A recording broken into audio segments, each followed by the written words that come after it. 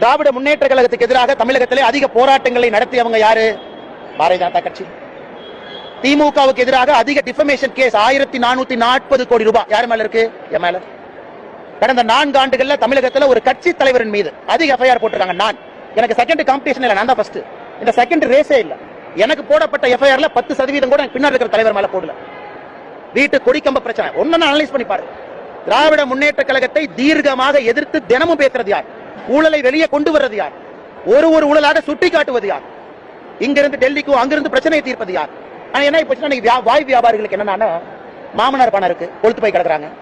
Mic இருக்கு, mic ஓசியில வந்துருது. மாமனார் பணம் பின்னாடி இருக்கு, என்ன வேணாலும் பேசலாம். தமிழ்நாட்டு அரசியலுடைய சாபக்கேடு. அவங்க எங்க வேலை பார்த்தாங்க?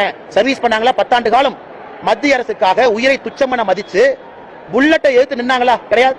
சோசியல் சர்வீஸ்னா என்னன்னு மக்களுக்கு அடிப்படையில். காலேஜ் முடிச்சோடனே ஒரு பிரைவேட் கம்பெனிக்கு வேலைக்கு போனா இதுவரை தனியார் நிறுவனத்துல 1 ரூபாய் நான் சம்பாதிச்சது கிடையாது. 1 ரூபாய்.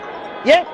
பிரைவேட் கன்சர்ன்ல எப்பவுமே போனதில்லை. டே 1ல இருந்து அரசு வேலையில் இருக்க. டே 1ல இருந்து எப்ப வந்து இங்க பிஹெச்டில படிச்சுட்டு ஐஎம்ல முடிச்சனோ அப்ப இருந்து என்னுடைய சம்பளம் என்பது மக்களுடைய வரிப்பணம் தான். என் சம்பளம் 10 ஆண்டு காலம். அதன் பிறகு விட்டுட்டு அரசியல்.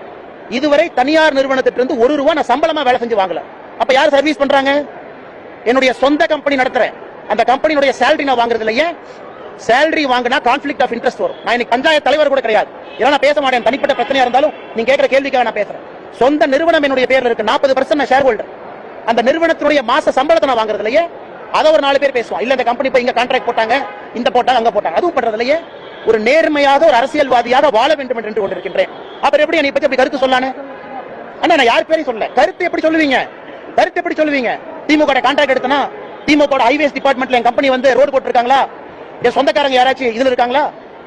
என்னுடைய சொந்த நிறுவனத்தினுடைய சேலரி நான் எடுக்காம இருக்கு. இதுவரை ஒரு நாள் கூட பிரைவேட் கம்பெனில வேலை பார்க்கல. 10 ஆண்டு காலம் மக்கள் வரிப்பணத்தை சம்பளமா வாங்கியிருக்கேன். என்னுடைய ஹிஸ்டரி உங்க முன்னாடி நின்று. இன்னும் 2 வாரம் கழித்து நான் எங்க இருப்பேன், தனிநபராக என்ன செஞ்சுட்டு இருக்குங்கிறது முக்கியம் கிடையாது. இன்னைக்கு வரைக்கும் நான் வாழ்ந்த வாழ்க்கையை பாடமாக முன்னாடி வைக்கிறேன். அரசியல் சுத்தம் செய்ய வேண்டும் என்பதற்காக ஒரு வேலையை விட்டு வந்திருக்கேன். பேட்ச்ல என்னோட ரேங்க பாருங்க. ஐபிஎஸ் பேட்ச்ல கடைசியால வரல. என் ரேங்க போய் பாருங்க. 2011 ஐபிஎஸ் பாஸ் அவுட்ல ரேங்க் என்ன? Rank number 2. அத்தனை பேருக்கு ரேங்க் நம்பர் 2ல நீங்க 150 பேர் இருக்கக்கூடிய ஐபிஎஸ் ஆஃபீஸர் இருந்தா இந்தியால எங்க போவீங்க? அது உங்களுக்கு தெரியும். எதற்காக 9 வருஷத்துல வித்துட்டு வந்தேன் அது எனக்கு தெரியும்.